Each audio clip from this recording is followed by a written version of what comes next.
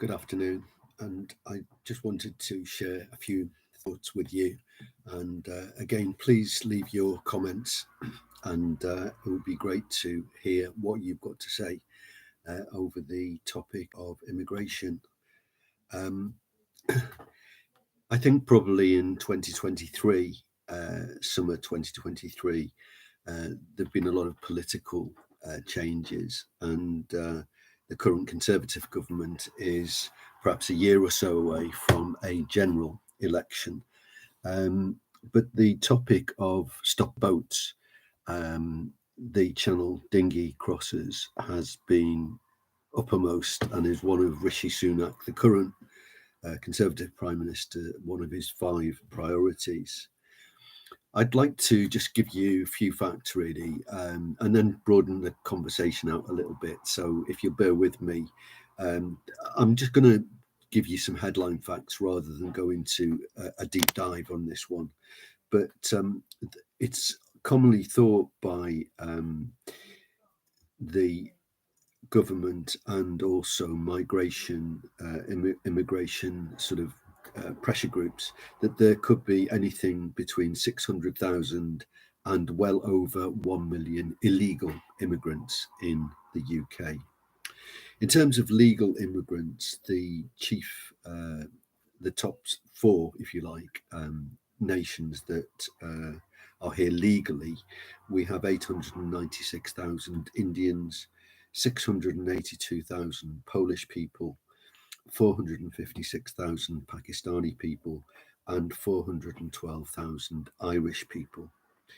Um, to give you an idea, up to mid 2022, there are 1.1 million resident visas that have been granted. So these are people who are here legally.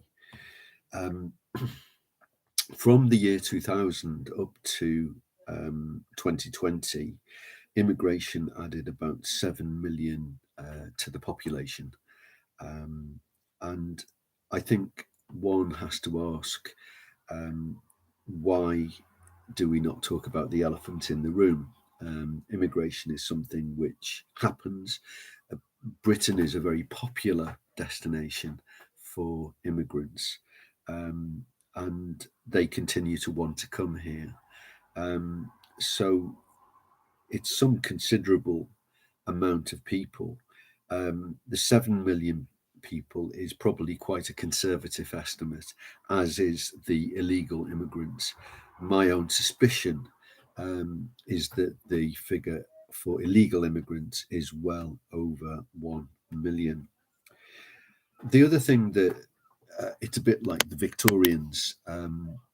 The Victorians didn't really talk about certain topics, one of which being relationships and sex.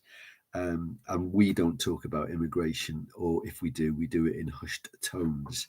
The government has tried to clamp down on illegal dinghy crossings across the English Channel, of which there are hundreds of thousands of people being added to our population every day. Uh, Not hundreds of thousands every day, but over a year, there are scores and scores of thousands. And I think 2022 was the highest number of illegal channel crossers. Many of them are economic migrants. Many of them are young men between the ages of 18 and 30 years of age. I'm not particularly focusing on Ukrainian refugees at the moment, but I'm talking more about the larger numbers. The Ukrainian refugees are actually quite a small number, and there is undoubtedly, and again, this is something that's not talked about in polite society, the pressures on housing. There is an ever growing demand for housing, the pressures on education, the pressures on the National Health Service. And I think that these are undoubted pressures, they're undoubted, and they are in lockstep really with immigration. Um, I think as well, there are social divisions that are caused by very large scale immigration. And we've seen since 1945 and through the 1940s and 1950s, we've seen a lot of change in a very short period of time. And that social history, the history, the tapestry of Britain has been changed. The shared experiences that people talked about. I'm a baby boomer, and that's people born between 1945 and 1965. And there was a very much a shared experience of baby boomers whose parents often had fought in the Second World War, and whose grandparents had often fought in the First World War. And there was a very common, if you like, collective memory. However, with a very diverse, through education, through religion mainly, and culture, this diversity has been increased many, many times. England actually, interestingly enough, has a higher density of population than Holland. There are 3.5 times more. In England, we are 3.5 times more crowded than our neighbour France. In 2020, 2021, the UK population was 67 million, and arguably the number of immigrants is around the 7 million plus mark.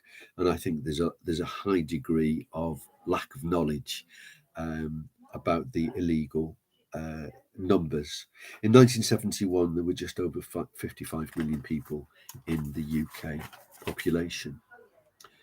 Prior to about 1960, roughly, the largest racial minority in Britain was the Jewish population at about 0.5% of the total population. So you can see that the percentage wise have really increased from the 1940s, 50s, 60s, and through.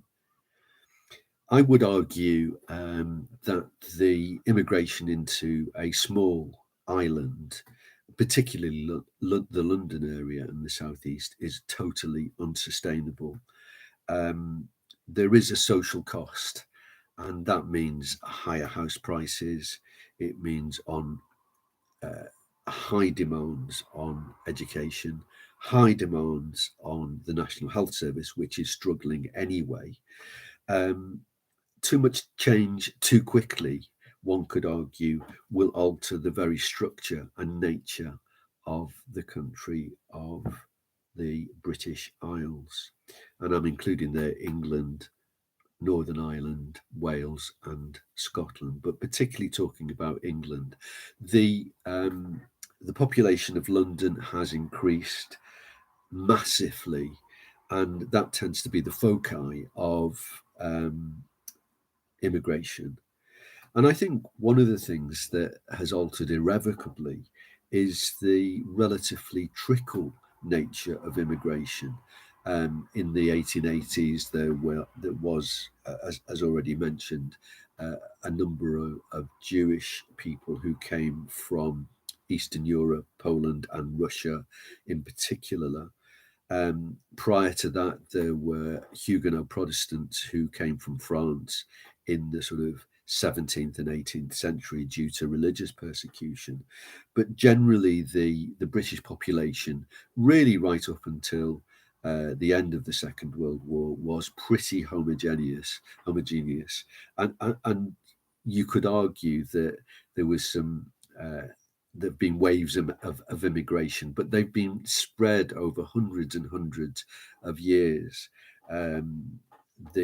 The Anglo-Saxons, for instance, the Angles, the Saxons, the Jutes were Germanic tribes who invaded an already populated country, and evidence seems to be that there was indeed fighting and there was indeed conquest to a degree, but there was also a lot of trade, and eventually the Anglo-Saxon kingdoms even managed to, under King Alfred, managed to pay off, if you like, and contain the Viking threat, which was very notable. But England really, right up until the Norman conquest in 1066, was there were changes, but there wasn't the massive changes that we've seen post 1945. And I think what I would say is that all the figures that I've offered you, and please do feel free to make some comments, all those figures are from the UK government itself and also from Migration Watch, whose figures are normally very, very accurate. But I think it depends at the end of the day what sort of society we actually want. I wanted to sort of round this off because I haven't particularly talked about the influence of some of the Black African countries, or the African countries, I should say, particularly. However, there has been quite a large input of folk from ex-colonies, the Commonwealth, the old Commonwealth, if you like, not the new Commonwealth rather than the old Commonwealth. And there's been quite an input post mid 1940s through into the 50s, the commonly known as the Windrush generation, which is the Afro-Caribbean folk who were asked to come here actually because there was profound labour shortages post Second World War. And I think what we have to do is we have to look at why Britain is so popular, and we have to look at the government policy of particularly under Tony Blair, that, if you like, opened the floodgates of immigration and why that happened. And there's lots of questions, if you like, around immigration, but it tends to be the polite conversation in Victorian days was you would talk about anything, but you certainly wouldn't talk about sex and relationships. But today, immigration and race is something that people tend not to talk about. I will put some links in the comment section so that you can check those links and my statistics.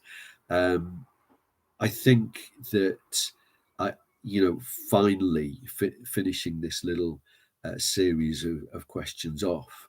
One of the things that happened in the early summer of 2020 was that there were large-scale protests by mainly the black population, as it's BAMI, or the BAMI Black and Minority Ethnic Population. And it's quite interesting that there was a lot of protests around the George Floyd incident, which happened in the United States of America, and is not, I think the American experience is not directly transferable to the United Kingdom or the British experience. However, in the lockdown fever, if you like, of the early summer 2020, there were lots of people who took up the cudgel, if you like, of unfair treatment. How the death of George Floyd, which was regrettable and unnecessary, in my view, how his death as an American citizen was relevant to the protests over here, I don't know. But what I do know is that immigration is putting a lot of pressure on government services, and there is a popular view that continued immigration, high immigration levels, are going to be particularly divisive and are not particularly wanted by the majority of the white British population, although that's my perception. And I think the way ethnic minorities are portrayed, I mean, I was talking earlier about the largest folk number of folk who are here legitimately, the Indian population, the Polish population, the Pakistani and the Irish population. They don't seem to be portrayed very much on the TV, either in adverts or in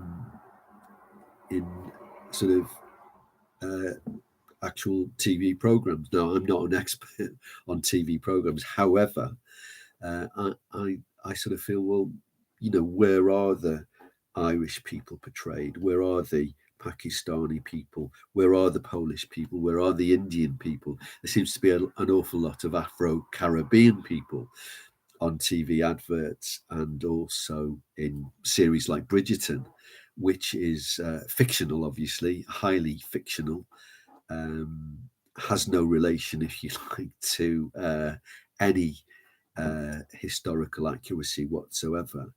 But it's almost like people want to rewrite the history of Afro-Caribbean people in this country. And going back to the summer of 2020, the whole of the Black Lives Matter seemed to be taken up by the press and the media, whereas actually the statistics in America seem to say to us that the main threat to Black people in the United States is not by the police, but is actually by other Black people. But I think the experience for Afro-Caribbean people, in my opinion, is not directly transferable. So that the sort of social history and the history of the United States can't be directly transferred over to the United Kingdom. Anyway, I just thought I'd share those views with you on immigration particularly. And do leave any comments in the chat, and do feel free to give me a thumbs up. And again, thank you for your time. I really appreciate that. And thank you for those people who subscribe to my channel, which is very amateurish, I know, but I do appreciate it. Thank you very much, and a very good evening to you.